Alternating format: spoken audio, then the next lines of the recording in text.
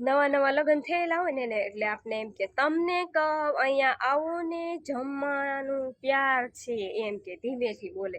પછી વર્ષ દિવસ જાય ને એટલે એને નામેથી બોલાવે કે કેમ હું એક્ઝેક્ટલી હું મારા બંને નામેથી જ બોલાવું છું. તો એમ કે કલ્પેશ અહીંયા આવો જમવા આવો એમ કે. પછી 4-5 વર્ષ થઈ જાય ને પછી શું કે ખબર છે, કલ્પા ખાવાનું ત્યાર છે, ખાવા બેવાનું છે કે હું મૂકી દઉં એમ કે.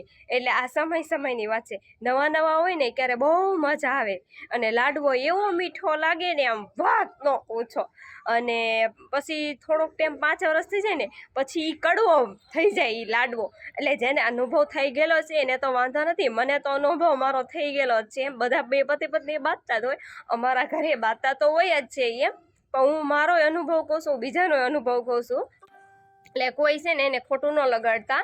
હું તો આ છે ને ખાલી એક વિડીયો બનાવ્યો હશે સમજાણું. હું આવું વિચારતી હતી આજે ફ્રી હતી ને એટલે હું વિચારતી હતી કેવું હોય નવું નવું હોય ને ક્યારે કેવું હાલે અને જૂનું થઈ જાય ને ક્યારેય કેવું થઈ જાય છે એમ.